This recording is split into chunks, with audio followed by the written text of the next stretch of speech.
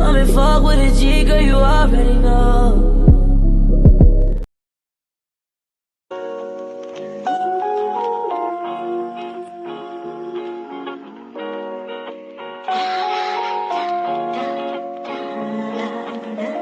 Yo, we back again. Word 'em up.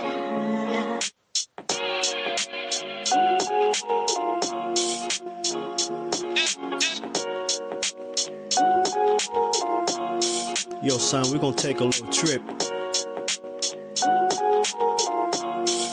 up to Maryland, feel me? Shout out to my sister, yo. You haven't heard lately, I drop a verse daily. I'm about to lay the rose petals for boxing first lady. Ask Cash, she not in it for a cash grab. She passionate when she speaking to make the crabs mad. Ashley's Corner got the news for the boxing heads. Whether you ball, rockin' waves, or you got the dreads. Cowboys bummy, nose running, ain't nothing funny. These little dummies will sell their own mommy for insurance money. Tuning in on weekends, my favorite getaway. Giving you the boxing analogy every Saturday. Plus she got a hyperlink, so if you got a dime, spend some time and go to bonfire.com/store/love-in-sports, and you can lurk, hit the search, you could get a shirt. If you ain't learned by now, you never will. She got the clever skills where the sneakers are in high heels. All the cats boring now, they was boring then. There's no defeating her. Ashley's like a meteor, with knowledge like a thesaurus encyclopedia. Them other lame channels remedial, make me sleepier. I tried to warn you, if I say again, your ass are gonna. Y'all informants, get the hell away from Ashley's Corner. You lose a leg if you step a toe past the border. You might say you on the block, but this is Ashley's Corner. Word 'em up. Ash Cash. We in the building, son. Judah Ben. Tell a friend, yo.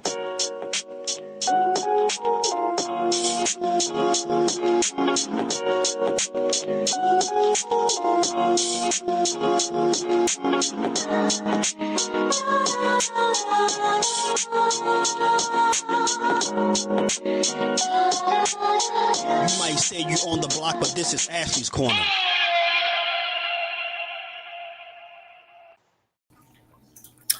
What is poppin' and what is good to all the boxing fans in the building and that will be here later.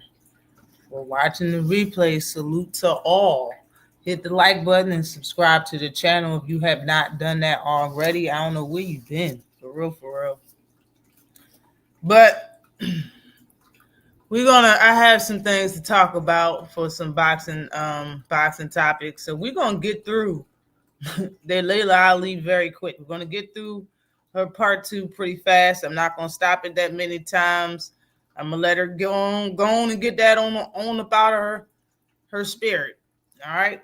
I'm not gonna say much about it.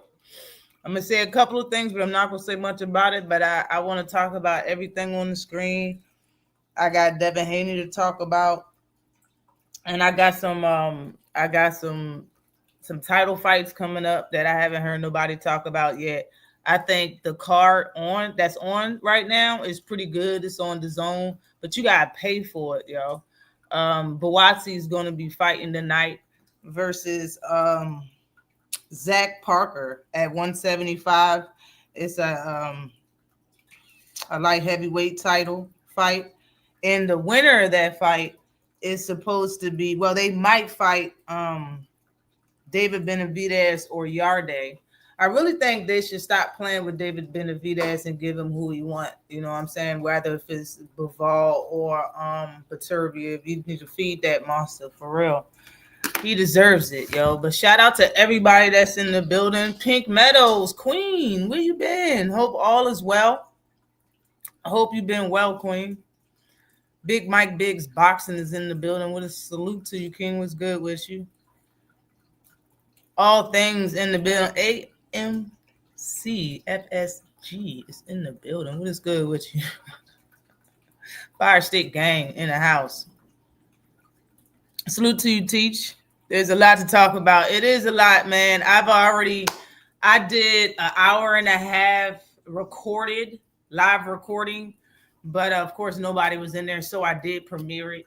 I think I did it at like 12:30 or whatnot, but it was an hour and a half long, and it was all on Carissa's rebuttal. So I will not be talking about that, yo. And just like in my title, hopefully this is the end of the Little Ali talk, bro. Like, and we could just get down to business and boxing. You know what I'm saying? Salute to Rozier. What is good with you? Salute King. Definitely appreciate you coming through. Is Tank versus Jake off? I don't think so. I mean, this is allegations like everything else has been allegations, yo. And like always, I'm gonna wait till all the facts come out before I speak about it. But it's been things that people are saying now recently that don't look good for her argument, for real, for real. But like I said, I'm not going to talk about it. I'm going to wait till the facts come out. But as of right now, it's not off. But there are articles out. That's why I put it on the thumbnail. There are articles out. Sam talking about Jake giving Ryan Garcia a title shot. I believe it was on social media. And that's why, you know, there's news articles about it anyway. Salute to you, though, Rozier. What is good with you, Emmanuel? What is popping with you? Good afternoon to you. Peace and blessings.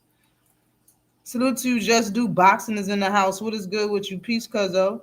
I seen you was just talking about that, about the whole Ryan Garcia thumbnail when I was on YouTube just now trying to get my upload started for my live. He was just talking about the Ryan Garcia getting sent some type of a contract or offer from Jake Paul just in case the Tank Davis fight falls through. Salute to you, cuzzo. Roger say they don't want Benavidez to get the fights he deserved. Do fought everyone at 168 and Morrell at 175. Right there is the bottom line for me, Roger. And I feel the exact same way. Like, I think y'all should feed that monster, bro. Give him what he wants. Y'all, everybody you put in front of him, and I know people wanted to shut him up. You know how you do that with a fighter. You give him hard competition.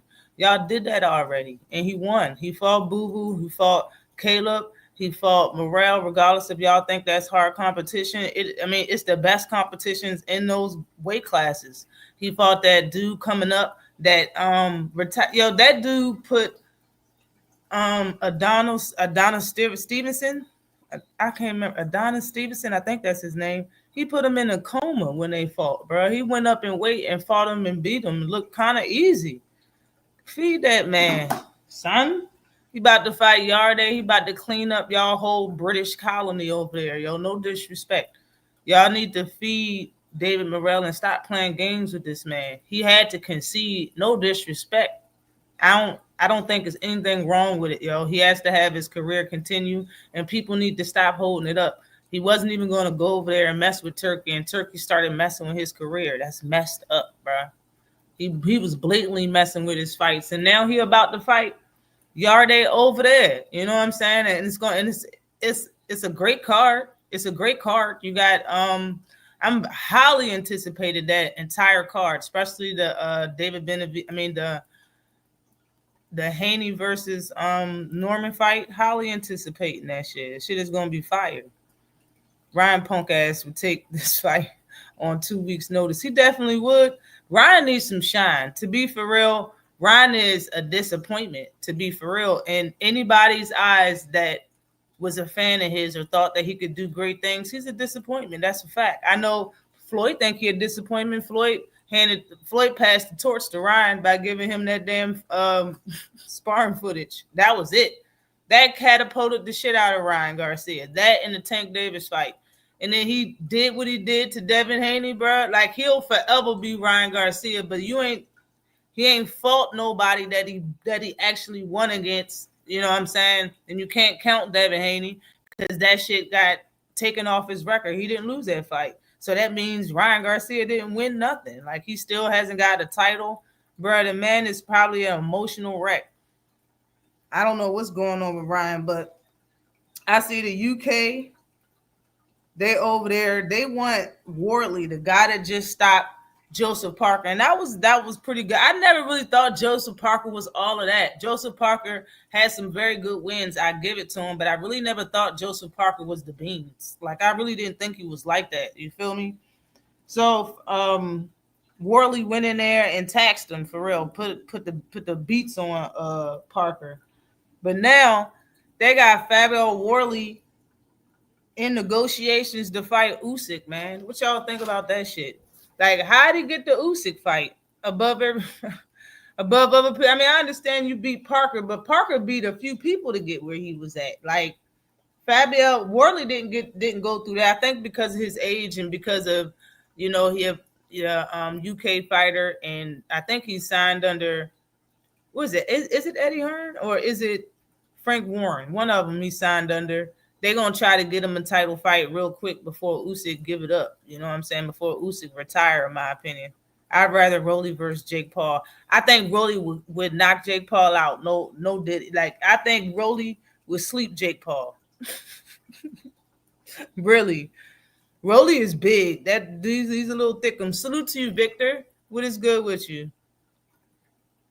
You caught me in action. Salute to you. Definitely appreciate you. What is good with you, Manny? Salute to you. Definitely appreciate you for coming through. I think Worley earned it. He went through a gauntlet of his own. He did. Like I don't really know all the fights he went through, but I do know that that Parker fight. Like Parker, man, though. Like, and speaking of Parker, hold on. Let me get it right before I say it. Parker, where are you?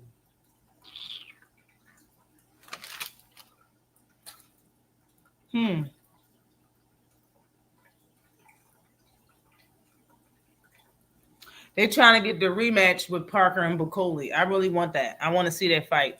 I want to see a rematch in between Parker and Bacoli. I think Bacoli was caught off guard. He wasn't prepared to fight him off that notice, and he was saying how he was eating a buffet of food. He went in there trying to walk Parker down, and he was kind of hurting Parker. But the fight was so fast, and you know what I mean. It really none of it mattered for real. I would like to see that fight again. I think a rematch would be nice for real. But Usyk and Worley in negotiations. All right, looking at the fight, it can really go two different ways, man. Like it's not, in my opinion, like Usyk is a great fighter, but sometimes it depending on a good game plan, he can be in there and it look like a kind of a struggle and it can go rounds. You know what I mean? I've seen that when he fought Dubois the first time. When he fought him the second time, it was pure annihilation. But the first time, it was different. You feel me? So I don't know. Like I think Usyk is great though for this time. I really do. I think he's a great fighter, but I don't know how that fight's going to happen. I can't even tell you the first thing of how I would see that fight playing out in between him and Worley. To be honest, 100% honest. But back to Jake Paul sending an offer to Ryan Garcia in case Tank can't get the fight. I would rather see Rolly beat Ryan, and that probably is a better fight. You feel me? And but I think, matter of fact, to be honest, I think both of them would probably hurt Jake Paul. But I think there's beef in between Jake Paul and Ryan. I remember Ryan getting up in Jake Paul face years ago. I thought it was a publicity stunt because I thought they was friends. But I seen words was really exchanged in between them two, and they probably got a beef. That's probably why he picked Ryan out of a hat. But Ryan can get big. He can get pretty damn big. If he trained for this fight and actually he can put himself back on the map. I'm not saying the way he was on the map, no. But he can put himself back on the map if he take this fight serious with Jake Paul and stop him if they do fight. It'll be different. Either Worley or Cabell deserves, and I think Cabell deserves it. I like him, y'all. I think he's the one to beat at the heavyweight division. After I know how he fight, and it's pretty scary. But after I seen what he did to my guy Big Bang Zhang, people got to show me with Idjit. They really do. They got to show me. Please hit that like button, everybody. Salute to you, Tay Tay, the real queen of MMA and combat talk. What is popping with you, queen? Definitely appreciate you for coming through. Who do you think wins in between Haney and Norman? I think Norman is going to win that fight. Like I keep saying that. I'm adamant about that fight, but we're going to talk about it, and we're going to look at both of them doing their training right now. I'm going to keep it 100. I'm going to keep it 100. Both of them look good. You feel me? They look good. I seen Brian Norman Jr. doing. I don't really see Brian Norman Jr. hitting the pads at all. I see him jump roping. I see him shadow boxing in the ring by himself, and I see him hitting the heavy bag. Like I seen Devin Haney just doing pad work. That's what I seen him doing for the most part, and throwing the ball against the wall. As far as the pad work is concerned, it seems like their plan is going to be straight punches and getting the punches there quick and sharp. And he looked good doing it. You know what I mean? They were very fast punches and they had pop to it. But y'all have to remember, when somebody is holding mitts and they not holding them still, when they actually hold mitts, you know, and somebody's throwing punches, they're swinging those mitts to their punches. So that's not that. All that sound that you hear is not actually coming from the fighter. It's coming from both the fighter and the person holding the mitts. I am going to find that footage though and play it, and play a little bit of Norman hitting the heavy bag. But Norman looks great. He always looked good hitting the heavy bag. He keeps spacing between him and the heavy bag, and he uses footwork. He always looks good. His punches look powerful. You know what I mean? I really like how Norman is looking with his footwork, for real, what that people was talking about. But Devin Haney looked very good, yo. He looked very sharp, very sharp. The things that Devin was saying, though, hold up. Devin said he will put a masterclass boxing he's gonna put a masterclass boxing joint on Brian Norman Jr. at 147 pounds. We will see if he really can punch. That's what he said. We're gonna find out if the man can punch. Frank Warren is trying hard to get that undisputed field with Dubois twice. Now he's with Warren. Okay, so he's with Frank Warren, not Eddie Hearn and Moses. Usyk doesn't want to face. I bet he don't. Nobody wants, especially because he don't like body shots. Ain't nobody really going to be jumping over no damn sticks to fight Caballero, for real. They're going to have to offer him a lot of money and back him into a corner, both of them. So it's going to have to happen. Both boxes are going to have to be checked to get him in the fight. Worley is obviously the choice. Yeah. I'm Usyk. I'll just fight Wilder. Imagine getting AJ Fury and Wilder on your record. That is wild. That's a wild record. Ryan's more popular than Rolly. Makes more sense. Yeah, but in the fact that they got beef. Like, I know they got beef. They got to have beef. Salute to you, 2 cents. What is good with you, queen? Definitely appreciate you for coming through. Victor say, I agree, Ashley. Rolly, a big boy and got power. Rolly can at least drop Jake Paul. It's going to be a good fight. Can't wait to see it. I'm going to find that footage. I know I have on my phone. We can look at that real quick because I previously saved it. I was a better friend of myself. I previously saved it. Hold on.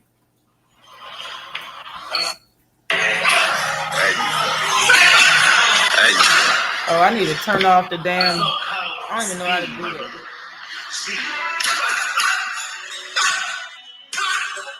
I guess I can't. Let me find it on what is this anyway? See, I hate it when it does it like that. Then you can't really see no information for real. I don't even know what. Okay.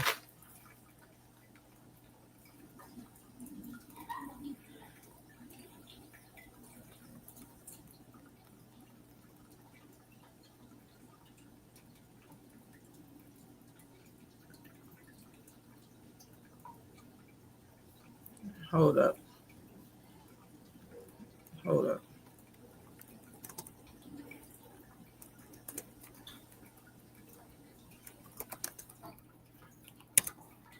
All right. All right. Let me just do it like this. Do it like this.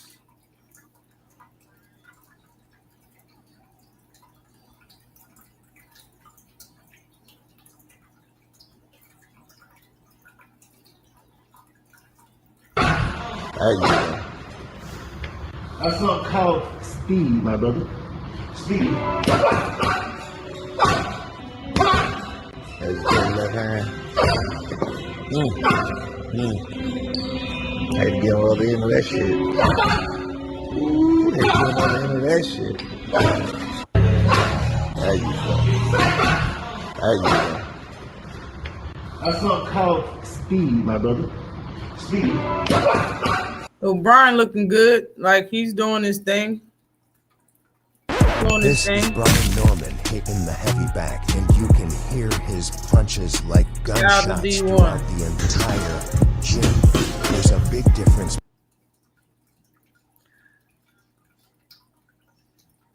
Yeah.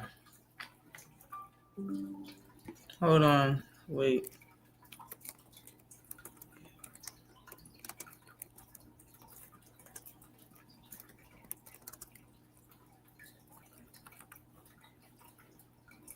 Where is it at? Let me see if I can find it new. I think this is it right here.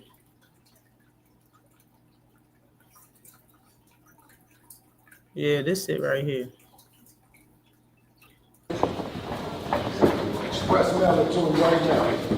Anytime, 2 champions in the ring, 1 legend. Yo, he's looking good, though. He's looking good. Salute to you, Uncle Rick. What is good with you? Salute to you. Definitely appreciate you for coming to the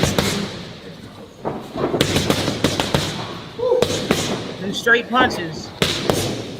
Meanwhile, nothing from hit you.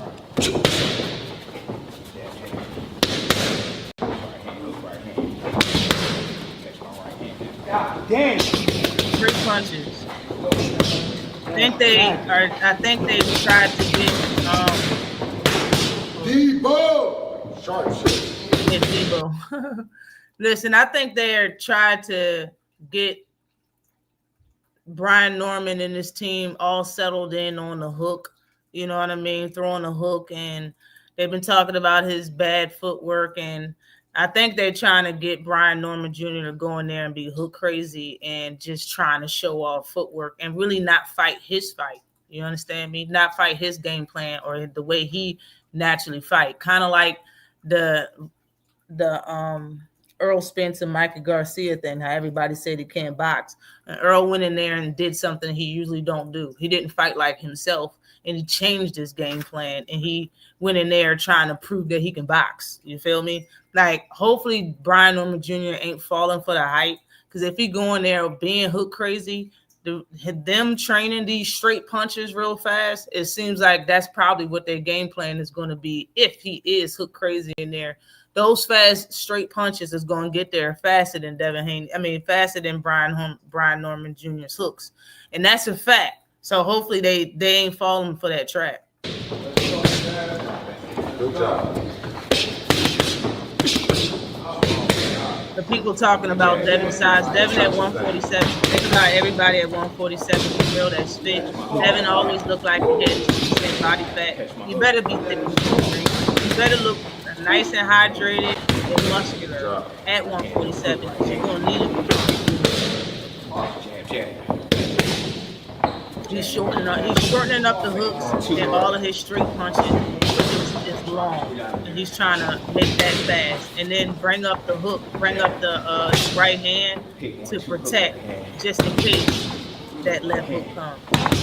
But them straight punches gonna get there first, and it sounds real good, and that's why he's saying that when at 147, all the fans in the world is gonna see his power and see if he has power. And that shit sounds good, but you have to know Mickey Bay is putting his little power up, his little forearm, and that sounds good. Not just the fighter. It's not just Devin. Every fighter that's hitting the glove and the bit is coming down towards the fist. That's a collection of power. Now we've seen Brian Norman Jr. get hit and get dropped too. So it's not uncanny for him to get hit with something quick that he don't see it. And if Devin do got some pop, it can open Brian Norman's eyes up and possibly drop him for real.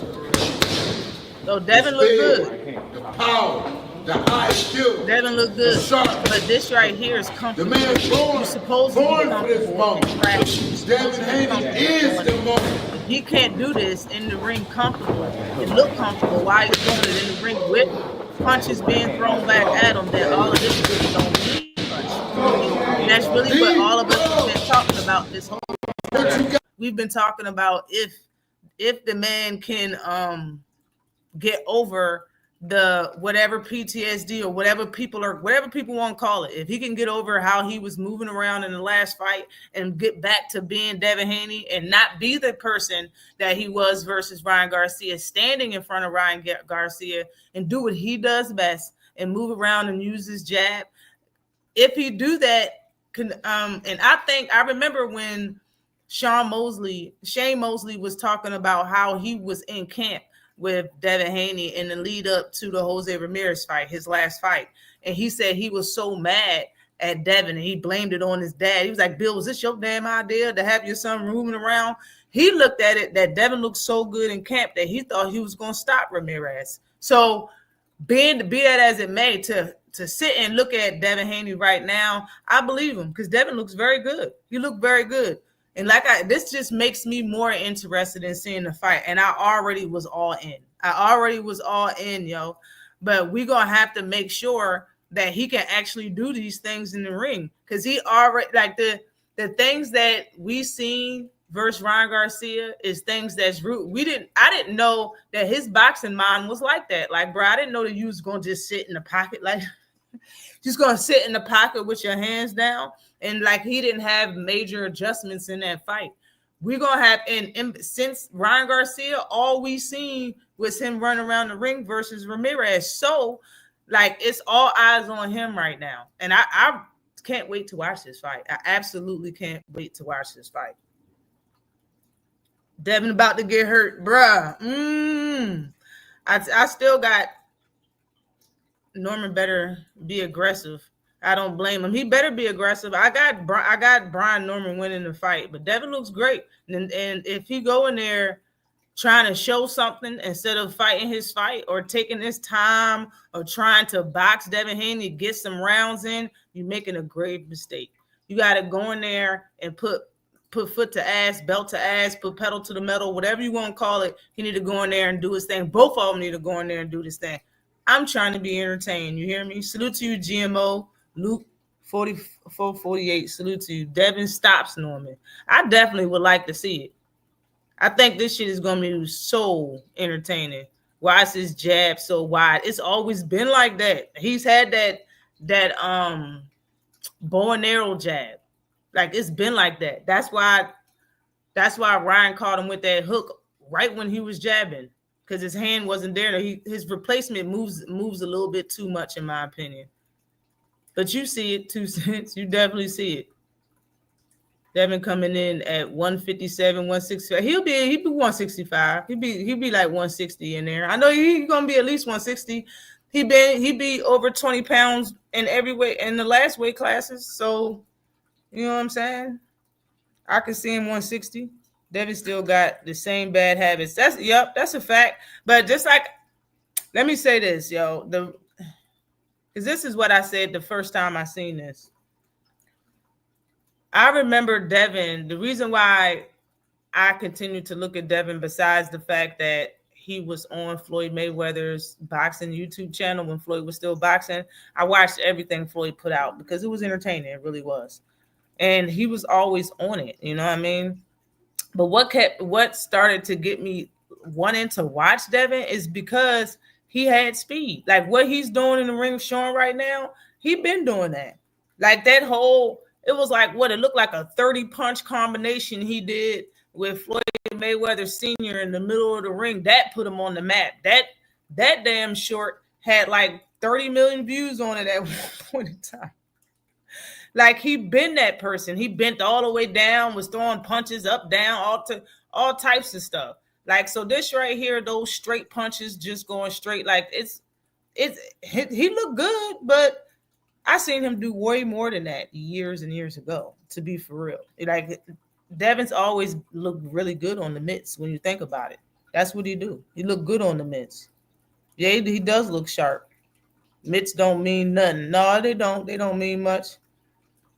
Haney looking for that. The what? The Boca Chaka. Bill not talking too much nowadays. Nah, he ain't talking that much. You know, he talked his son into that Ryan Hook face ass. Salute to you, the aircraft carrier. He says Norman Jr. beat Jin Sasaki and Cuevas. Now he the best thing since sliced bread. Nah, ain't nobody the best thing since sliced bread. Not a damn soul. Salute to you, salute to you, Mr. Sharp. What is good with you? I think Devin got this. He looked good, man. That's why I had to play it on here, man. Yo, the man looked good. Remember that punch Boa Chaka dropped Norman with? Yeah, that's what I'm saying. That's what I seen. I seen him get dropped off of that punch, so it's not far-fetched that, you know, Brian Norman Jr. can't get hit with something he don't see and get dropped. Like, it's not far-fetched for that can happen.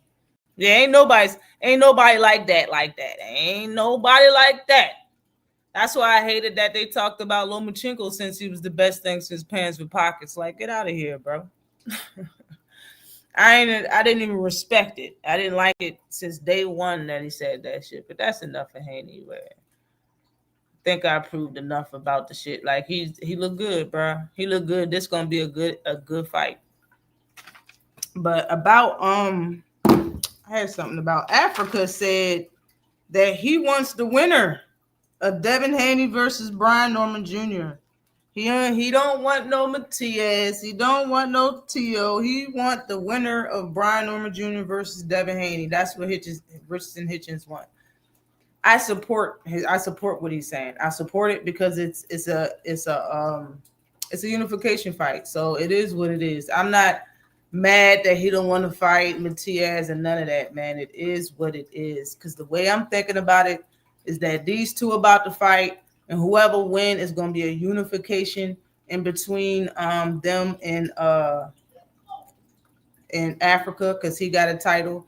They're going to have to see Sabria Matias eventually if they want to be undisputed. Now, when it comes to the fight, I've been wanting to see Devin Haney versus Richardson Hitchens for quite a long time. If after seeing this fight, Brian Norman Jr. versus Devin Haney, I'll know without a shadow of a doubt who's going to win in between Devin Haney and Richardson Hitchens. In my opinion, it's going to be a hands down. I know for sure. Right now, I don't really know for sure. I think both of them is good fighters. At one point in time, I thought Richardson Hitchens was a little bit of a better fighter because of how much guts he had in the ring. But I can't really be so sure. You feel me? Especially because Devin Haney is now a bigger guy and moved up to 147, and Richardson Hitchens is still at 140. So that makes a big difference. You feel what I'm saying? It makes a difference in it. But I don't see Richardson Hitchens staying at no 147. I think that man just wants money fights. He wants something to do for right now. That's really what I think. Yeah, he is at 140. My bad. He's at 140, Manny. He said that. He said he wanted to fight the winner. He want to fight the winner in between them two. But I don't see him staying there. I don't see him staying. I see him. He's one of them going to have to fight. I mean, he's not. I don't see him staying at 147 is what I mean. I don't see Africa staying there. I see Africa wanting to get a money fight with. I think he thinks Brian Norman Jr. is going to lose and Devin Haney is going to win. That's what I think Richardson Hitchens thinks, and he wants a fight with Devin Haney. But I definitely don't see him staying at no damn 147. But he's too big for 140. Like, Richardson Hitchens is killing himself to make 140, in my opinion. People's fear from moving to 140 to 147 is the punching power. They hit different. They're bigger guys that squeeze down to 147. So if you really like, that's the same, in my opinion, the reason why Josh Taylor just didn't move up to welterweight, because he knew them guys was too much for him.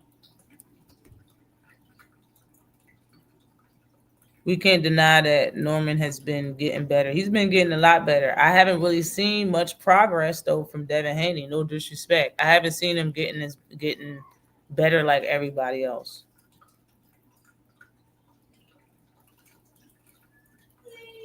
He should go for Roach and Cruz winner. Man, hold up. It was something about Roach and Cruz too.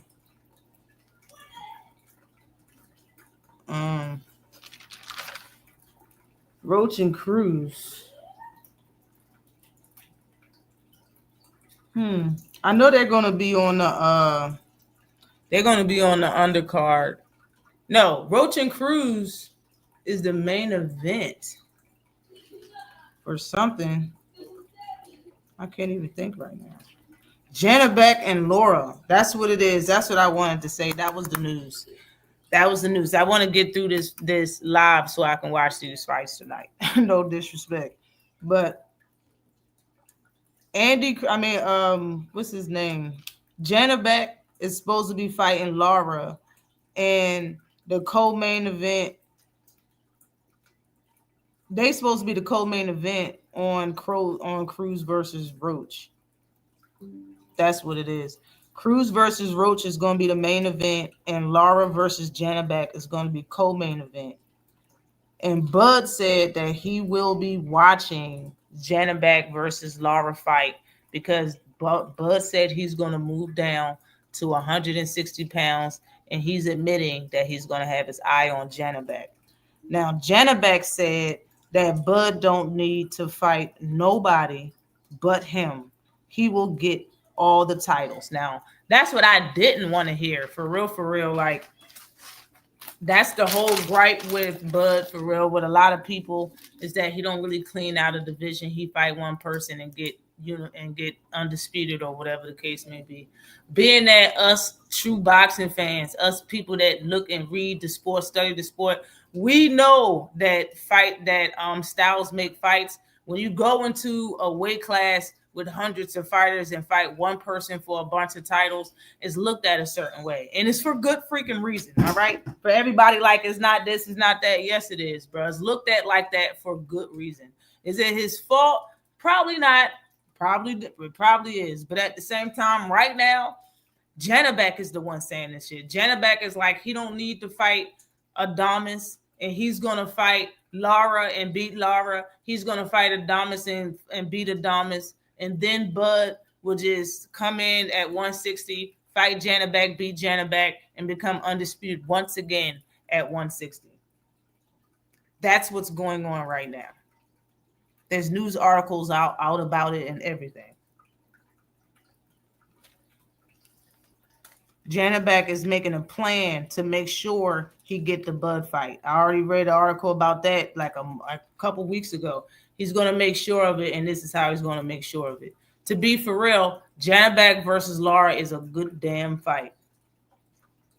And I really don't know if Janibek can beat Lara for real. Janibek's nice, and he's big and all of that shit, but Lara has been straight bricking shit at 160 since he's been at the weight class. That's why nobody want to call him out. And he's been a champion for years. The only person called him out was Danny, and he got damn near retired from fighting Lara. So Lara versus Janibek is fire. I think that's a fire fight. I think that entire card is shaping up to be fire too, with Roach and Cruz. If Africa was smart, he'd re-sign with Eddie and make an in-house fight with Crocker for the IBF belt at 147. That's a plan. I don't think he want real smoke at 147, yo. I think if he fight only Devin, he can say that it was beef or this, that, and the third was the reason why. But man, I don't think he can. I don't know how good my boy Richardson Hitchens would do at welterweight for real. I hope Devin Chin holds his ground. Yeah, I think so. I hope so too. 160 is considered a weak division. It is. It is considered a weak division. The only good people in division is the champions, for real. Lara, Janibek, Adamas, and who's the fourth person with the damn title?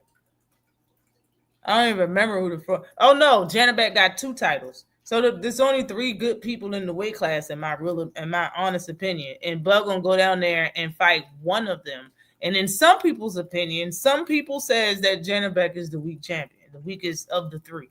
That's what some people say. But we will find out. Imagine Janibek is the one that take Bud's oath. That would be some shit right there.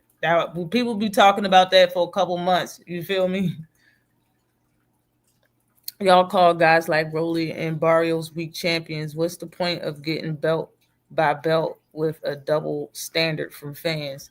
I'm a weak champion. I don't call Barrios a weak champion. I've never said that, sir. Never said that. Some people might say that. I'll answer your question like you're not talking about me, because you can't be. But I'll answer your question.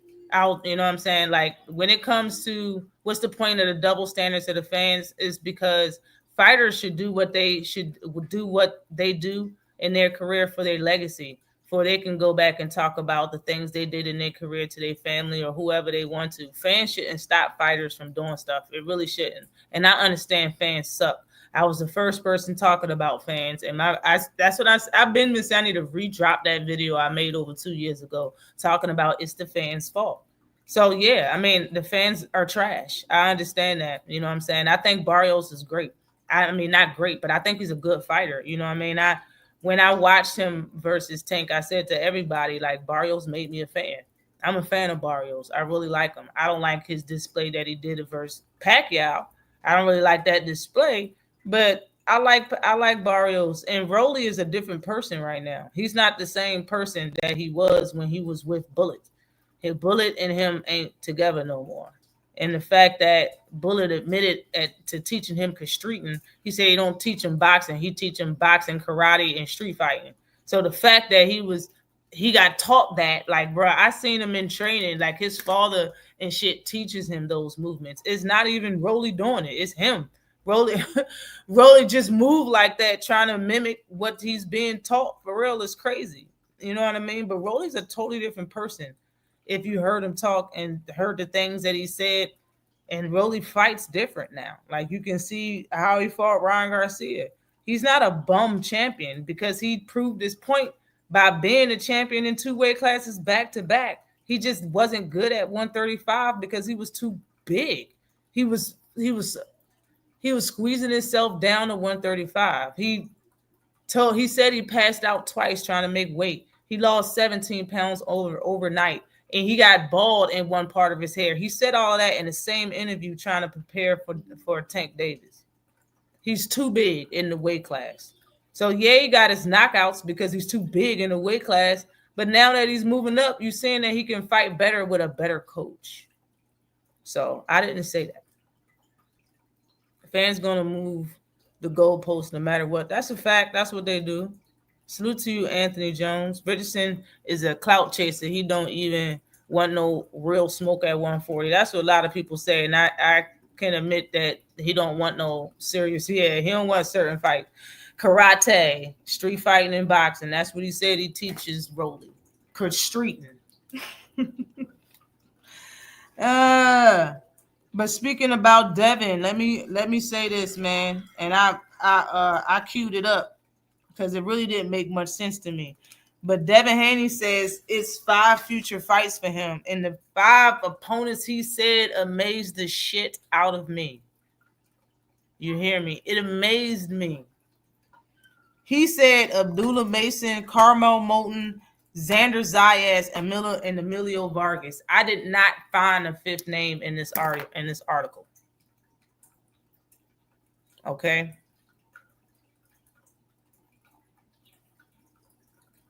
We're going to talk about this right here later. But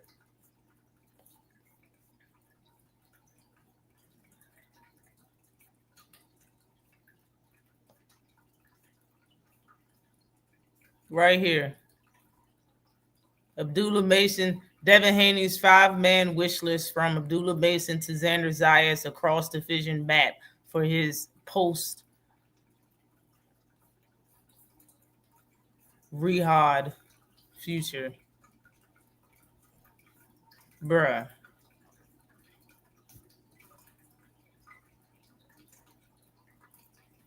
He talks about he's fighting Devin Haney and reveals his five fighter wish list and dream fights, bruh. Like, I'm trying to. Where's the fifth name? Abdullah, you've got Abdullah Mason, said Devin Haney, being a possible future fight for him. And you got to look at lightweight Carmel. It's young guys coming up. I see them in the rear view, so I don't think that I'm too big because I've been in their position before, so I know they're on the rise. Now, he's talking about fighting these people. Don't get it twisted. You never know, one day it might be a big fight of one of those guys, Haney said. Bro, and he's still talking about Carmel Moan a little bit. Well, the article talking about him a little bit. He's talking about Norman again. Where's the other names? Xander Zayas at 154, Bill Haney said, mentioning a future target for Haney if and when he moves up to junior middleweight against WBO champion Zayas. Talked about Zayas a little bit right here.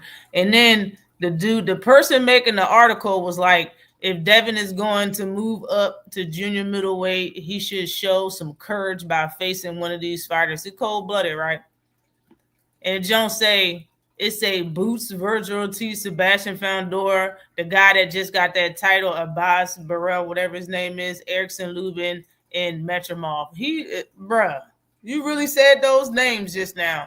And Emilio Vargas, there it is. He's coming up.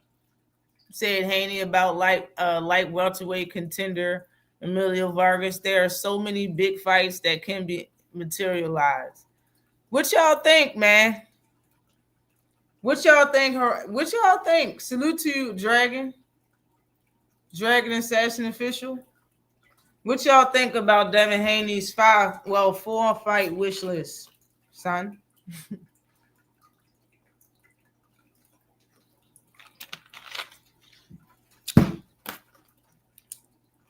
I'm kind of surprised he's picking all fighters that's currently, besides Xander Zayas, all of those fighters are currently 2 weight classes under him or more. Xander Zayas is the only one that fights at 154, a weight class above him. Those are great names, right? Right, Jarrell? They're great names, but for Devin to be fighting at 147, I would think that his list would consist of fighters at 147. Especially if you're talking about in the future. How long in the future is Carmel Moulton and Abdullah Mason going to be in the same or around the same weight class as Devin to fight him? I think Haney needs to learn to be a ticket seller first. They gave away tickets versus Ryan.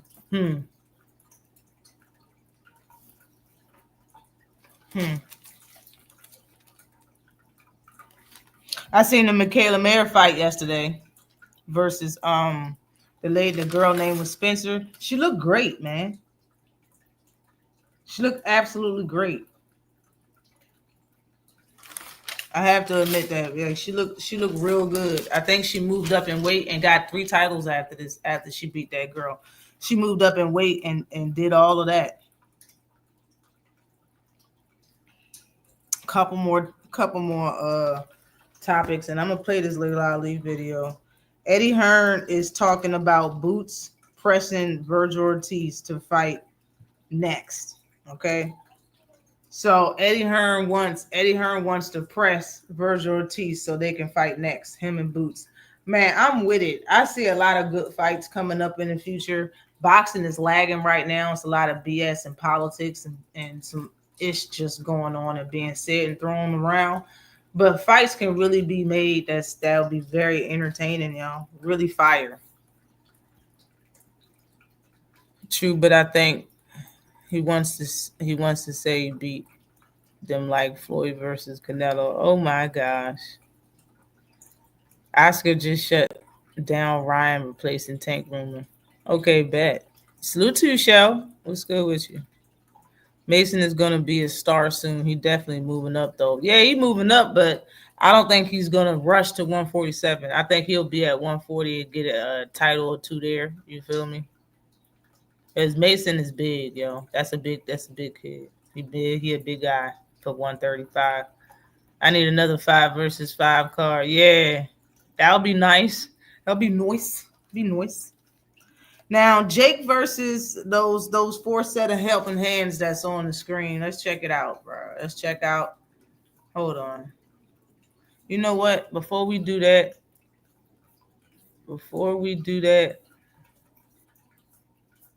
let's go back to this.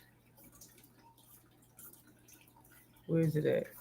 Was it on the first one? See, that's him reaching shortcut to glory. Just Haney or Norman for a belt.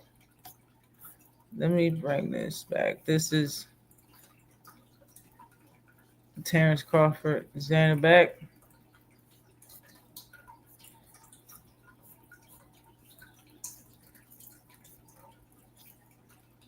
Where is it at? Here it is. Andy Cruz versus Raymond Mortala for the IBF lightweight title. I believe this is a vacant title fight. If not, then Mortala has the fight. But Andy Cruz has already moved up to the ladder to get a title fight at 135 pounds. Salute to you, kids. Salute to you, my guy. It's supposed to happen in late January next year. And I think this is going to be, it's going to shake up 135, man. And I think he's going to be shouting for Abdullah Mason fight, in my opinion. If he fights Raymond Mortala and win, I think the next person he's going to be wanting to fight is Abdullah Mason, in my honest opinion. So I think I see that coming too. Salute to you, Felix Nunez. What's good with you? Yeah, they four sets of help. That's what they said they wanted to help. The Boise card sucks. The fight that I started this joint on would look weird, but he was landing them joint. He was landing them shits, bro. But okay. Let's get to this.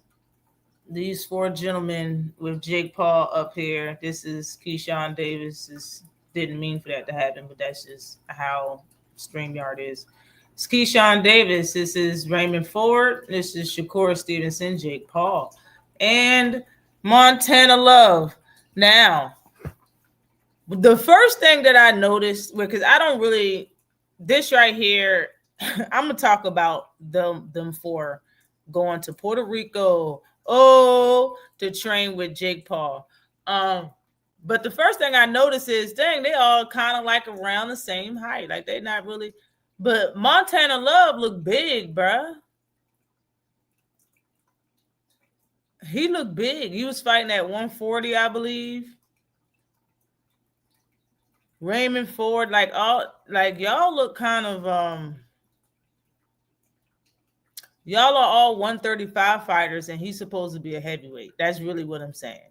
These are supposed to be 135 fighters, and he's supposed to be 130. 135, well, 140 now, 130, 135, and whatever this, he big as a mug right there, and he's supposed to be a heavyweight.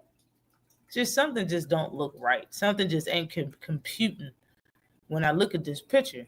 For real, I don't really know what it is. I got Cruz beating Raymond on some De La Cruz versus Rayo-ish. Cruz beating Raymond Ford? What Cruz you talking about?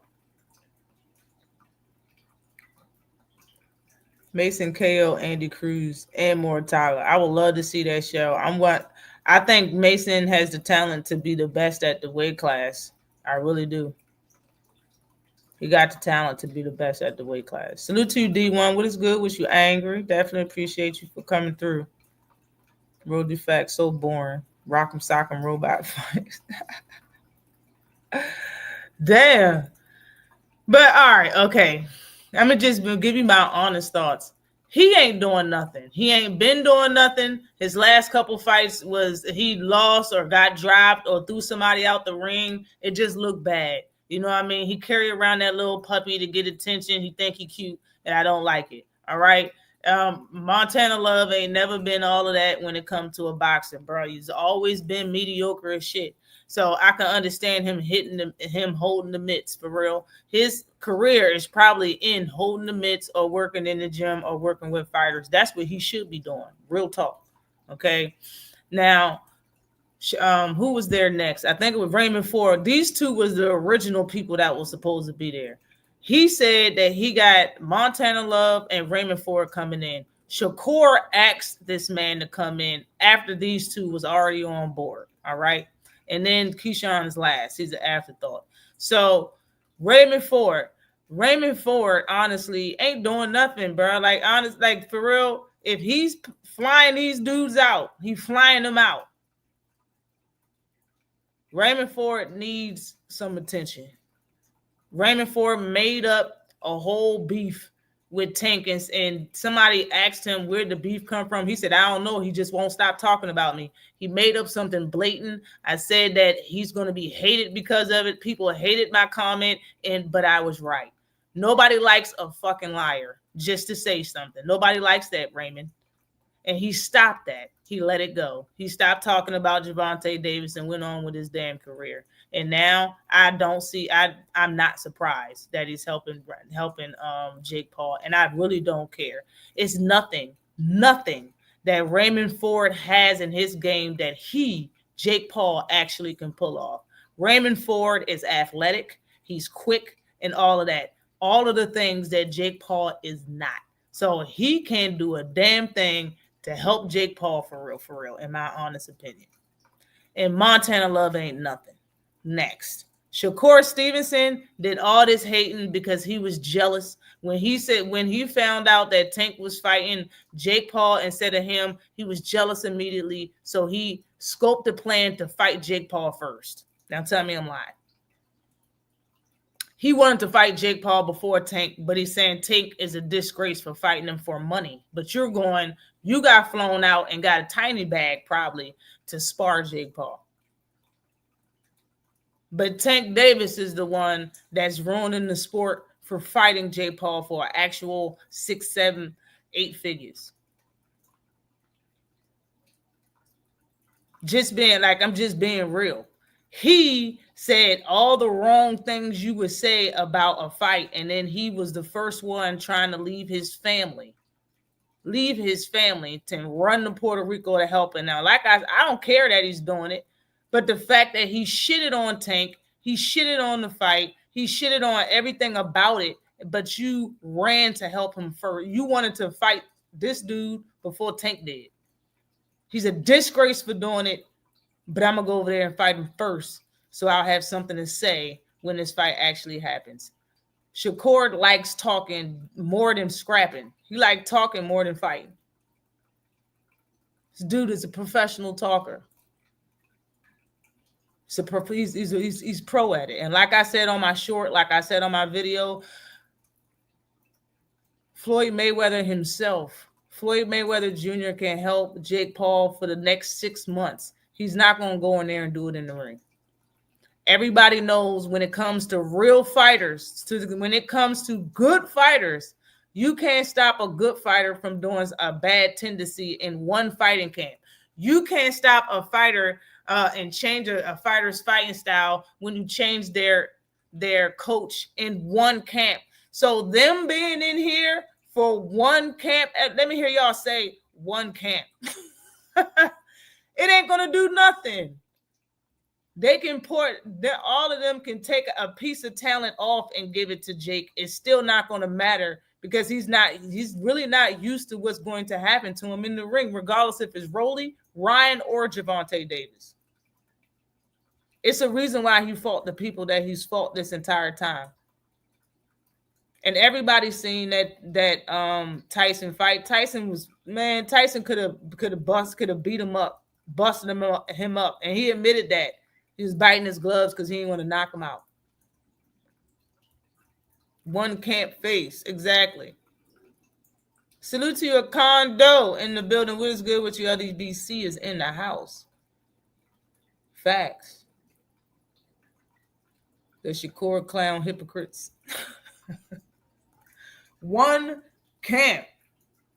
Now, if y'all really think that these men are really going to have him do something to make a difference in the fight versus Gervonta Davis and one camp, it just shows you don't know boxing. And that's just facts. And when it comes to this guy, when it comes to Keyshawn Davis, Keyshawn is only there because he's going to probably a country that he never went to with some money just to have fun. With two of his friends, may I add. Why would you not go to Puerto Rico? Y'all in Puerto Rico having fun and chilling with Paul? Yeah, I'll be down there. Why wouldn't he? He don't even care about Jake Paul or if Jake's going to beat Tank Davis. Shakur admitted that Jake can't do a damn thing to beat Tank Davis. The only reason why Shakap is there because he wanted to beat Tank in fighting him first. He wanted to fight him first. That's pretty much it. That's all I really got. You wanted it first. Just to say whatever Tank got to say about this fight after he beat Jake Paul, you want to water it down with whatever the fuck you want to water whatever he has to say down with whatever y'all are doing in Puerto Rico.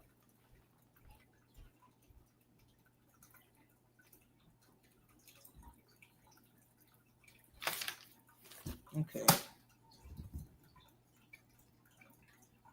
That's what I forgot to do. I forgot to put her hold on. Hold up. Wait a minute.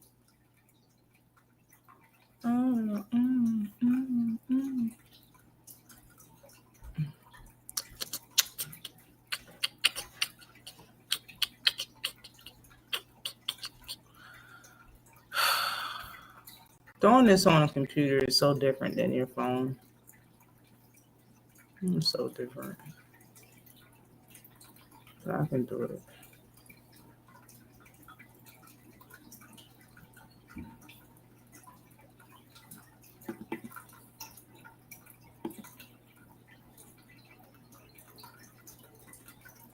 All right.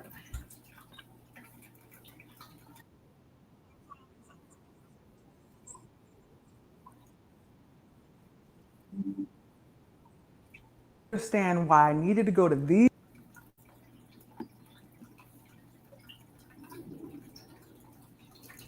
Roger said Jake admitted that he's never been as scared to face someone. The reality is going to set in if it hasn't already. Telling you, it's different fight. It's going to be different once he see how fast he really is in there and think about being a meme. Stuff will change. Salute to you, Steven Styles. What's going on with you? Yeah, it's been a long time. Definitely appreciate you coming through. Peace and blessings to you. Hope all is well. Salute to you, TD Sports Talk. Bronx is in the building. What is good with you? All right. We're going to get through this joint fast. I got some stuff to do today, all right? All right. But I do have a couple of remarks. Hopefully this will be the end of Just this. as I promised, I'm bringing you part 2 of Set the Record Straight. Now, if you haven't already watched part 1, I suggest you go back and do so you'll understand why I needed to go to these lengths to lay the truth out once and for all. For years, I've been characterized as unsupportive, as being a hater, envious of her success, and as someone who disrespected her so badly. Now, in part 1, I discussed the past, what was said from both of us on both sides. I showed the brunt of what came out of each of our mouths. Nothing was twisted, nothing was taken out of context, just the truth of what was said.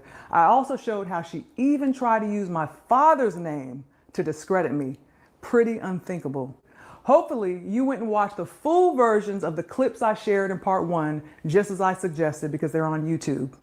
Now, I want to take just a second to thank those of you that left supportive comments. Even if you judge the situation wrongly and see the truth now, I understand how it may have seemed. Multiple people have reached out to me privately, sharing their experiences, and are so relieved that someone finally exposed the truth about how she operates. Now, I know you know my style by now, facts versus feelings. Like I said in part 1, I'm not about the he say, she say. I've stayed focused on the exact allegations that were made against me, and I showed you the directly related receipts.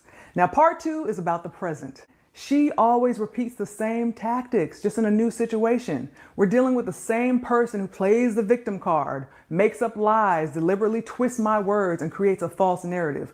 Look, she fooled the public before, so she feels like she could just keep it going. Now, before I get into part 2, let me just remind you who we're talking about here. Layla is so pretty. I just wanted to say that. Jump right to it since you brought her up. Layla Ali. I always knew that Layla wasn't intimidated by me, you know, and she may have not ever said nothing, but I always knew that she questioned who was the better fighter between me and her. But I always knew that she. Okay, being that when she was sitting in front of Layla Ali in that chair, and Layla Ali was giving her a little bit of an interview when she had that little wig on in the beginning of her career, you looked intimidated in your face. You looked nervous during the interview, and being that Layla Ali is who she is, and she's a professional fighter, and your career was just beginning, and she's a millionaire. Yes, the fuck you was intimidated by her. She was never intimidated by you. And when you think about everything that Carissa Shields ever said about Layla Ali, you can really fit that into her. It's her jacket she's trying to take off and put it on Layla Ali. Everything that she says about Layla Ali is true about herself. She's reflecting to the fifth power. This whole entire, everything she ever says about Layla Ali is really, she's saying this shit about herself. Question who was the better fighter between me and her, because I have a better amateur background and now a better professional background. Make it make sense. I know that she always kind of felt a little threatened, but from when I first met her, I always knew that, you know, she don't love boxing. What does being the GOAT mean to you? Of course, it got all the accomplishments and, you know, all the belts and everything like that. But it also means, like, to me, just making a blueprint for the women that's coming up behind me, the original way. You know, it was a lot of girls. Wow, she's trying to throw a shot without knowing how to say it. She should have got Shakur Stevenson to help her with the entire video and every shot that she had towards Layla, and it would have been better for her because she's not doing it as good as Shakur would. She's not doing it that well. You don't really know how to talk on both sides and make something seem like something. She's not doing it well. She's not. Who use boxing to promote their with their modeling career. Yo, Carissa looks light skinned in that. I'm surprised. I'm shocked that she looks so light skinned in that picture. That makeup and stuff. This is AI generated or some type of filter. She's not this complexion. This is not her complexion. It's not the hair. It's not the light. It's the makeup. You feel me? She put makeup on her face like this, and this makeup artist, this ain't her. The makeup artist, she said, make me light skinned like a motherfucker. That is crazy. And that's what Layla's saying. People using, that's what she just said. She said people are using being a model and boxing. I'm pure boxing. And she's on the front of Rolling Out magazine looking light skinned, number 1 and number 2. Don't y'all remember she posed naked on the front of ESPN? Yeah. It promotes.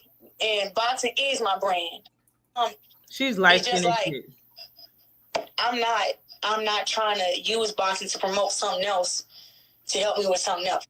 I'm really building a blueprint where I can tell other girls, like, listen, if you do this, this is what can happen. Yeah. If you build your brand like this is the direction that it can go. If you build it like that, it can go this way. I feel like I just want to get, like, somehow, if it can be figured out, what is it that the brands look for in an athlete to where I get the $20 million payday to represent, you know, one of these big brands or something like that? You have to have like I don't know if it's a certain look or a certain tone or a certain, you know, I think if you story. A certain look or tone is the same thing. A certain look and a certain tone. Yes, you do have to have a certain look and a certain tone, Carissa. That's a fact. That's what people say. Oh, you have the look. That's what the look means. That's what they were saying about Ryan Garcia. You got the look. The tone ain't disrespectful. That's the tone you can't have to certain people. You only have to your competition. And you got it towards men. You. Of course, being like a great person, being a great role model. Marshall a bitch. That's it. Ooh. She's a bitch. Ooh. And she's going to keep being one. She's a hater. She wish she was me. She wish she had the belts, the gold medals. and she don't want to beat me. She wish she was black and everything. It's just sad. To be real, I'm shocked that she said that the girl wish she was black. I'm so shocked that she said that. Even if she believed it, I'm still shocked that she said that. Like certain things you just don't say. She ain't nobody teach her that. That's crazy. She wish she was black. I tried to tell her in the past, brand deals don't come from pretending to be someone you're not. They come from character, integrity, and consistency. That's the work she needs to do. So while she's tried to paint my success beyond the ring in a negative light, the truth is I've accomplished what I set out to do in the ring, and I moved on to build a life and a career using all of my other talents. Now she's acting as if she's an expert on how to build a brand, mentoring others on it as if she has all the answers, when in reality, she's still trying to figure it out for herself. And she's doing this because she wants to figure out how she needs to look, how she needs to act, how she needs to talk, who she needs to become in order to make some money and get some brand deals. Okay, let's get into this. She's decided to once again call me out with a $15 million challenge. She's using the same playbook as last time, taking something I said, twisting it, and turning it into a false story, then going on a PR campaign to promote it. Let's take a look at how this all came about. She recently co-hosted a historic women's boxing event on Netflix, the Katie Taylor versus Amanda Serrano trilogy fight in Madison Square Garden. Millions of viewers tuned in, and there were great matchups on the undercard.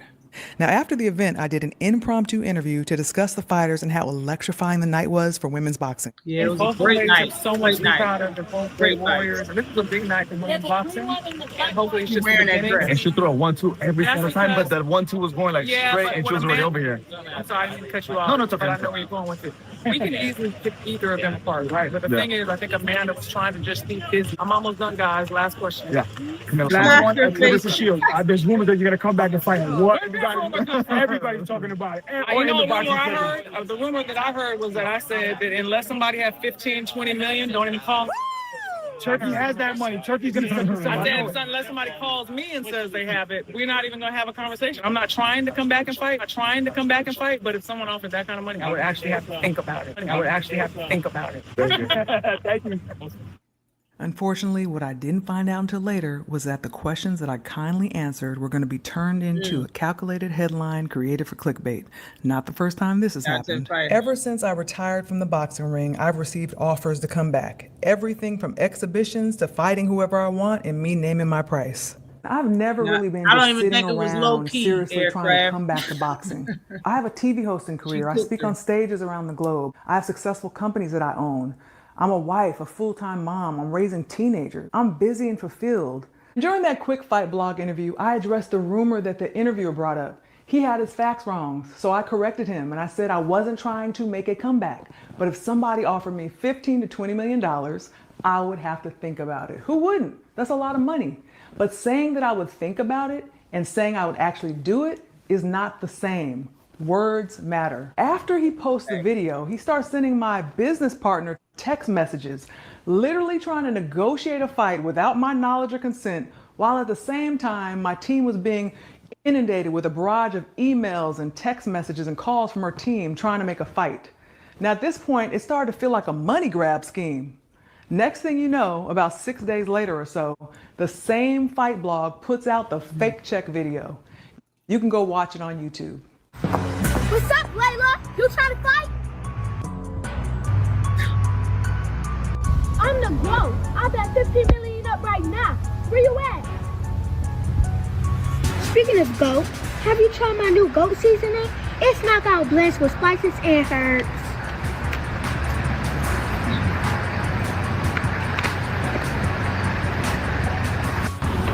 Don't try to get quiet now. Look at her heels. Yeah, that's what I thought. Have you guys seen my new cooking show? Episode 2 drops on Friday. Meet me in the ring. Honey, already got one of those. That ring on Layla hand you know is what? big. I'll find somewhere else to fight. Who want a piece of me? Oh, my ears are ringing.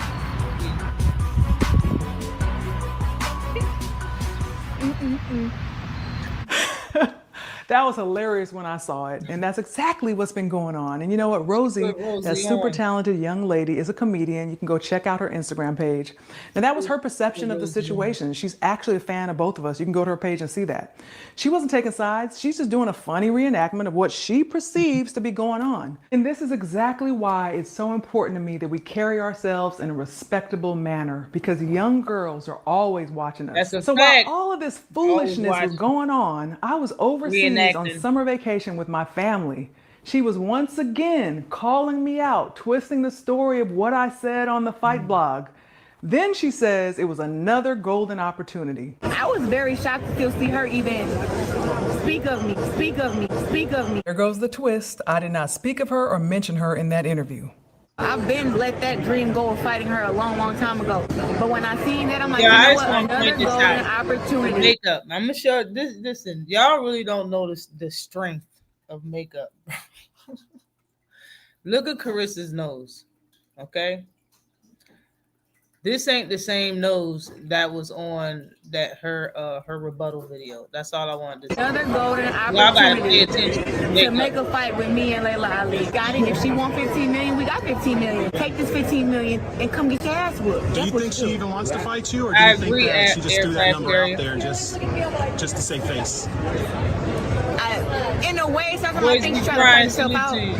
I really hope not. I hope I see a fight. It's better if she just don't say anything about that. You know, it's better if she say, "Oh, I'm retired. I'm the best." You know, be on that high and mighty high horse that she's always on, and stay on that.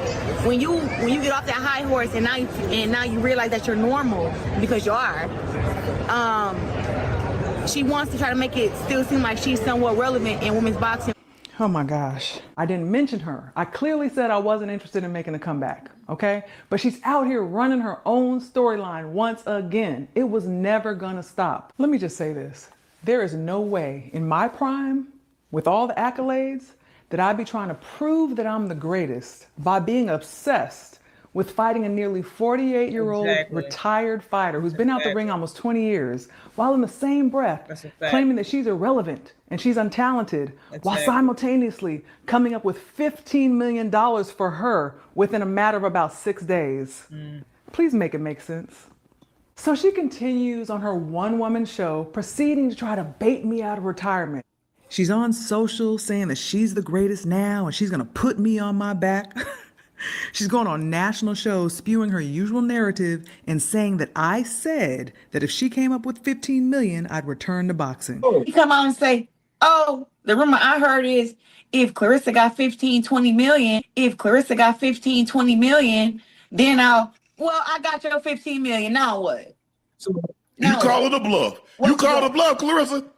Yeah, and we are still waiting to hear a response. What would you be proving by fighting and ultimately beating her if you went in there with her? Nothing. Just be proving to her that I'm a better fighter than her. That's all that really matters to me. Do you realize now that this girl has been shadow boxing this whole time? I'm not in this with her. She has something to prove, not me. This is in her head. It's about the disrespect that she gives toward me. And I worked my butt off to get to where I am without having a famous father to get to where I am and to raise the bar for women's boxing. That's my issue with her. And if you were to fight each other in our primes, I would have still won. I would have knocked her out. Everyone knows this woman has not been able to bust a grape up until now. I don't think it's actually hilarious to hear her talk about knocking me out. She'd be better off saying she'd outbox me or she'd run me out the ring or something like that. But knocking me out? Imagine that.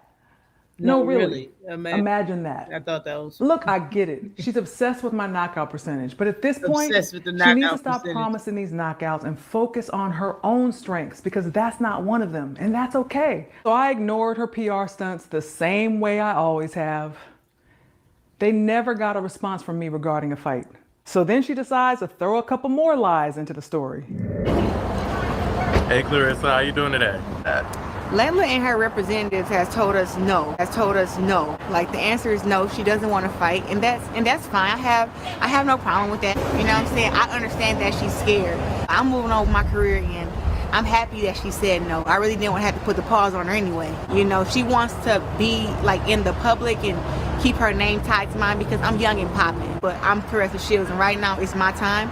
And she wants to keep her name connected to mine to keep selling whatever she's selling. Clout thing, using your name. Yeah, ain't no jumbo check. Do you think she's scared to fight you?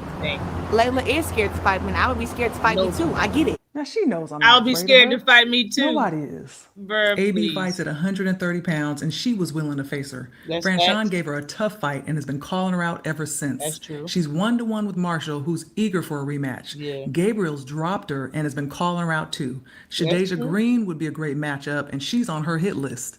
Even MMA champion Chris Cyborg wants to step into the boxing ring to face her. 54-year-old Chevelle Hallback has been issuing challenges. Nobody is scared of her. We're in a generation now where the women fight each other. Yeah. We don't duck each other. And back in her generation, that's all she did. So I'm sorry to disappoint you, but that's y'all champion. Oh, but later that same day, wearing that same outfit, Wearing the same outfit. She hasn't responded. He hasn't responded. And Layla Ali wasn't doing digs like this in the first video. She's digging at her because with Carissa did her response video. She was digging at Layla. Like, for what? Like, she didn't even do you like that in the first video. And for anybody that missed that, I already talked about Carissa Shields for an hour and a half. I put it out as a premiere today, and it's on my channel under videos. I feel like the answer is like a no. All right, I know the lies. She never got an answer. And I know they wanted to create this narrative that I was scared and she lost track of her message points for the day. She says I've been using her name to stay relevant because she's popping and I just want to keep my name attached to her as well. Layla Ali, Layla Ali, Layla Ali, Layla Ali, Layla Ali, Layla Ali, Layla Ali, Layla Ali, Layla Ali, Layla Ali, Layla Ali, Layla Ali, Layla Ali, Layla Ali, Layla Ali is Ali, Layla Ali. And Layla Ali. Layla Ali. Layla is Layla. Me and Layla, Layla Ali. Layla Ali. And I didn't respond to her stunts at all. Y'all know? It's a lot. Now you heard her say out her own mouth, she was moving on. That I was irrelevant. She didn't need me. She had so much going on, so many fights, so much money to be made. And I thought, great. But here she comes again. Layla is first on my list. That's what I want first. Okay. But me and Layla has had some back and forth for some years now. And to me, there is no question about who the greatest woman of all time is. It's me. It's you say. Age difference, obviously. Funny, right? 17 years in boxing is a significant age difference. I think even Layla Ali in her prime couldn't beat me. She's light on this. Like, what's up with the bright makeup? I think that what's up with the she got a makeup artist, okay? All right. She got a makeup artist, bro. Y'all need to go back and listen to my video I made on her and her whole rebuttal. But if you talk about light-skinned girls so much, and the way she said is like all of us are one and the same. Every light-skinned girl is a problem when it comes to her. Why are you trying to be lighter? I just don't get it. It's for real, ain't nothing wrong with darker skin. There's nothing wrong with it. And it seems like for her to be saying that she don't know if Layla Ali likes to be who she is or want to be the daughter, like all that crazy stuff that she was saying, want to be the daughter of Muhammad Ali, bruh. Do you really want to be dark skinned? Do you really want to be the shade that you are? Because the way you talking is ridiculous, man. And these pictures, bruh, like, bruh, you can go look at my pictures on my IG, my first pictures I put on my IG. I got all of my sisters in that picture. I have a dark-skinned sister that's darker than Carissa. And she would never put light makeup on her face. She would never lighten her skin at all. Not one single shade, not one level of shade would she darken her skin. She'll wear makeup and have it the same shade as she is. Ain't nothing wrong with it. Black is beautiful, but she got a problem. I don't know what it is, but Carissa need to figure it out. She is great. She is great. You know, I think that she can fight. Mm-hmm. She's a bigger woman than me. She's taller. Actually, she's 5'11". I'm 5'8", 5'9". She's 5'8". She I gave her 5'9". I mean, it say 24-0, but her record is 24-0, 21 knockouts, I believe. My record is 17-0 with, I think, 3 knockouts. Listen, Layla, it's not no hard feelings. I just want to know who the best is. And the only way to figure out who the best is to fight. It's the makeup that's doing it. When you look at her hair, if she kept her skin as dark as it is, it wouldn't look as good with the color that she chose. That's why she got lighter makeup on, so it can look better with the color that she chose. Like, that's just real talk. That's woman hair makeup 101. Not all hair colors match very good with every skin tone, and some tones just look better. I'm not saying it wouldn't look good at all with her skin tone, but it looks better with a lighter skin tone than what she originally has. That's why she put that makeup on like that to match that hair. Her fake up is disgusting. And Carissa seems insecure. She is, in my opinion. She got to be insecure. And I don't know why. You got a man now. Shit, y'all seem like y'all about to start a family. You better get, if you telling the truth. If the feeling's mutual and he ain't cheating, you should be happy, right? He about to get them divorce papers. Black is beautiful, most definitely, but Carissa's energy and makeup is not. Nah, she's terrible. That's what I'm saying. If you don't love the skin that you in, it's gonna be real. It's like you can hide it with makeup and hair and eyelashes and all of that, but it's gonna shine through them pores in your personality. It just is what it is. Now, let me put this in perspective. This was before she lost the hope that I might fight her. So she tried to speak more respectfully and polished, and she did what her team told her. But then 2 months later, the mask came off again. That's not gonna happen. Come on now, listen. Did she turn the money down? She did. Layla Ali is just Muhammad Ali's daughter. And no, come on, we ain't gonna do that. No, that is right. Come on, Layla can rumble though. She can't rumble like Ann Wolf. I said who's the best from that era. Ann Wolf would have knocked Layla Ali out. You know, she would have knocked Layla so pretty ass out. Be real, yo. Be 100% real. She would have ducked Ann Wolf. Ann Wolf would have knocked Carissa's ass out. And she know it. There's footage, and it's on my phone somewhere. She admitted that Ann Wolf scares her a little bit. That's one woman that really scares me. Ann Wolf scare you now. If you was fighting back then and she was fighting around the same age as you in the same weight class, she was scared the shit out you, and you wouldn't fight her either, Carissa. So pretty ass out. That's the truth. Now that was the real her. She had narcissist. I've never been concerned with who was regarded as the best or the greatest or who had the most accolades or titles. It's got worse since she got Remy Ma helped so many high levels. What's it feel like to be an undefeated champ? It feels good. I mean, anytime I think you work hard at your skill, you guys know how that is. Absolutely. And to be able to reach that level, that peak of being one of the best, it's an amazing feeling. So, or the best. Yeah. Or the best. Yeah. Well, now, I'm happy just being one of. Girl right there. Look, man.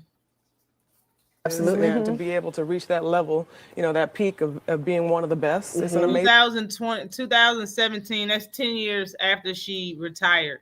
But look how she look on the scale, man. Look at her stomach and all of that. She was big, man. She's 5'11" and was fighting at like 168. She big, bruh. It's big feelings. Or the best. Yeah. Or the best. Yeah. Well, I'm happy just being one of. My father always said he was the best. That wasn't really my thing. My thing is I want to be the best in my weight class. I want to be undefeated, and I want to be a world champion. And those things I attain. So call it what you want to. Amen. So, yeah. I will say, becoming a WBC champion, like my father and so many greats before him, was an accomplishment that I will always be proud of. Every female fighter who wins a WBC title receives her belt with my face displayed on it. That's a fact. Now that truly is something special to me. That's a fact. Did her plan work? Did she make me mad enough to come out of retirement after 18 years and start training again to make her dream of fighting me and having a big payday courtesy of Layla Ali come true? Absolutely not. After years of blatant lies and vile disrespect, making unsolicited negative remarks about me, questioning the legitimacy of my boxing legacy, and having the audacity to cross the line by disrespecting my deceased father, trying to use his name to discredit his daughter. Listen, Muhammad Ali would never. Her daddy would never. Her daddy would never. Maybe she don't have that in her genes. She will not be rewarded with the opportunity to share the ring with me or anything else. There's your answer. I wouldn't let her. When I was still active, I held boxing in the highest regard. It's what I did full time. I put all of my energy and focus into it. I wasn't distracted, trying to do a little of this and a little of that. I was locked in, dedicated, disciplined, mastering my craft. I had the best of the best. Excellent trainers, including Buddy McGirt, Roger Mayweather, Floyd Mayweather Sr., who all held me to a very high standard. Boxing is in my DNA, and it will always be my first love. Now, after all this she's put me through, I would never partner or collaborate with her on anything. Now, I've seen some comments from people saying, she's been so quiet, ever since I put out part 1. Maybe she's finally going to take some responsibility and try to do better. But in reality, she's been running her same predictable playbook, misleading and deceiving the public. Her team has been busy trying to clean up the mess she's made over these years. They're literally running paid online ads with old footage of her signing her first contract and touting the Bible. Will she be taking any responsibility for her actions or just keep pretending? The bottom line is, she crossed a line that can never be uncrossed. She showed me and the world who she really is. And like Maya Angelou said, when someone shows you who they are, believe them the first time. Believe them. Now, just as I told her many years ago when she reached out to me for advice and I gave it to her freely, I encouraged her to build a brand on integrity and respect and surround herself with good people. Layla Ali told me to build my brand, a good brand, and a brand that I want to represent and stand for. And she said, have good people behind me who I trust, Layla Ali. As a boxer, I was unapologetically confident and I believed I couldn't be beaten. And I proved it every time I stepped into the ring. As an entrepreneur, I've consistently carried that same mindset forward through the brand and the businesses that I've built from the ground up. Let's get real laser focused for a moment. It all started back in 2018 when I went on the Breakfast Club to promote my cookbook. Her record was 8-0 with 2 knockouts. Now remember, she and I were on good terms at the time. I even mentioned her and said nice things about her. Now, during the interview, I was asked, would I make a comeback to boxing? I said I wasn't planning on making a comeback, and I didn't feel there was anyone out there who would give me a real challenge.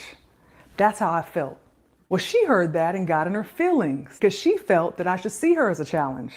Her saying, oh, there's not nobody good enough at 168, my weight class, that could give her a challenge when I'm the number 1 in my weight class. And, I'm just like,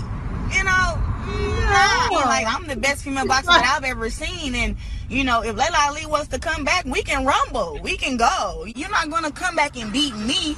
You know what I'm saying? Like, this can happen. I just don't like the disrespect. I never used her name to try to be like, try to call her out of retirement. It's basically like she talking about she come out of retirement, she just gonna beat me if she decided to. And people think that I started to beat her. How did the relationship sour? She goes on this interview and says, oh, I would come out of retirement, but there's no one good enough to give me a challenge. So the one thing we both agree on is how this started. Now let me tell you why I didn't see her as a challenge. At the time, I had been retired from boxing about 11 or 12 years. 24-0, 21 knockouts, 5 world titles, right? I literally retired from boxing because I ran out of competition. It's public information.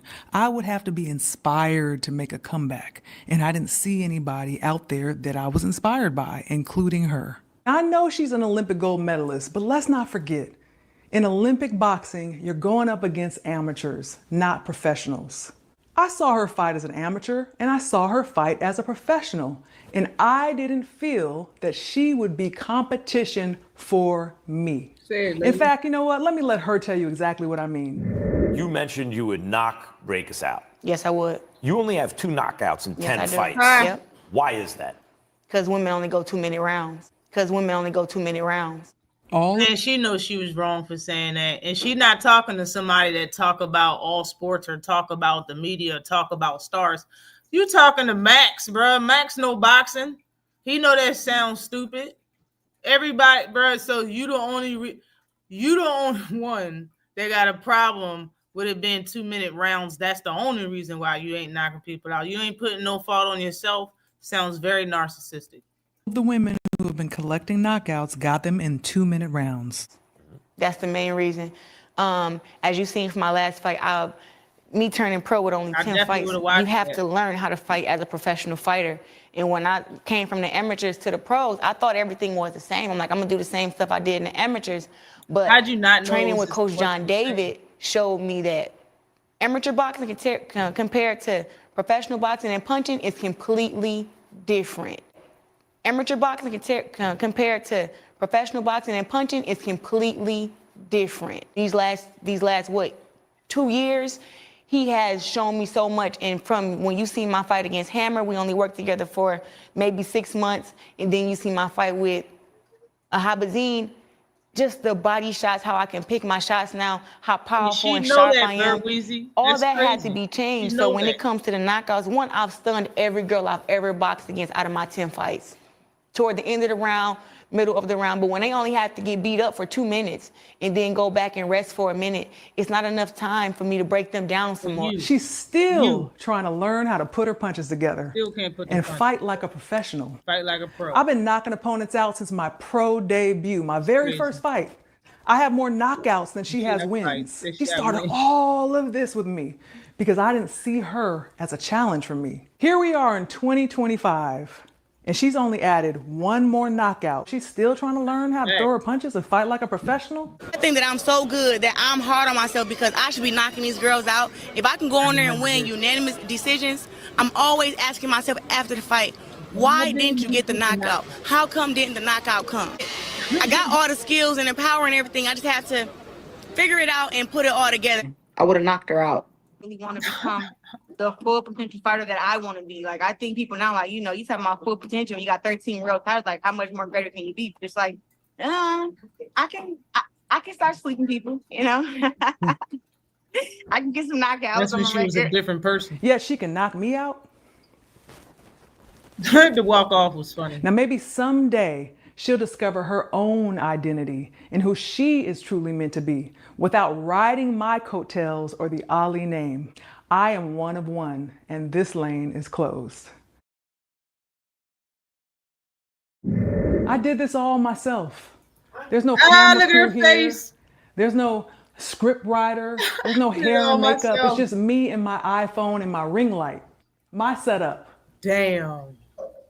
It was worth the simple gesture of creating a free YouTube page and Instagram page where I can house this content so the truth can live right alongside all the lies that have been spread all these. Yo, her showing her setup is letting Carissa know that, yo, I know it took a team for you to act like me and you still didn't succeed. You made yourself look foolish. I'm not monetizing my pages. This was never about a fight for me. If I would have simply said I got like 4 or 5 ads popped up on my premiere for that hour and a half premiere. I got like 4 or 5 ads that popped up for Carissa.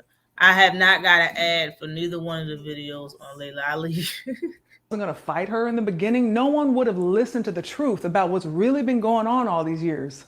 I want the same media and blogs and content creators who are exposed to the lies to also see the truth. That's why I released my answer in this format. Thank you for watching and much love to you all. That's what I'm talking about, yo. Classy. And when she mad, nice, nasty. Good. That's how you're supposed to do it, yo. That is how you're supposed to do it. Salute to her for doing it the way she did. Real classy, like the woman she is. You got so many ads on the video. I started to message you and ask if you needed to get some funds together for a premium. Yo, it was ads everywhere. I was like, yo, Jesus. Oh my God, throughout the whole thing. And she gonna sit there talking about she did this for views. She's not monetized on purpose. I think she has a YouTube channel. She got a little channel or whatever. She didn't even want to put it on that channel. She made a new one just to put this Carissa shit on. And you look at Carissa Shields' video, bruh, that joint ain't nothing. And then she almost got 1 million views on that joint. So you should already know really what it is. She got bodied, right? Suplexed. Low-key bars. But I'm glad that is over with. I really didn't follow their story. I don't like that it all happened. Like I said in the title, hopefully this is the end of the whole Layla Ali talk, yo. Salute to 704 Joe. I'm done. That is my time. Been on this joint for 1 hour and 40, so I hit my mark. It's been on here for over 1 hour and a half. I got through all of my topics. We got some good fights coming up. We got some young up and comers that was prospects now about to have title fights and become champions. We got a good fight. Well, I don't know about the fight card, but the Boasi versus the Zach dude or whatever, that's supposed to be a good fight tonight. And this is the month of November. Every week we got a good fight this month. Every week of November we got some fire. But salute to everybody that came in. Shields got verbally washed. Didn't she though? Salute to everybody that came in the building, man. I'll see y'all next Saturday, every Saturday, 3 p.m. Eastern time. Sub to the channel, hit that bell icon, because I am dropping videos, yo. Don't miss it. I'm working on Penny X.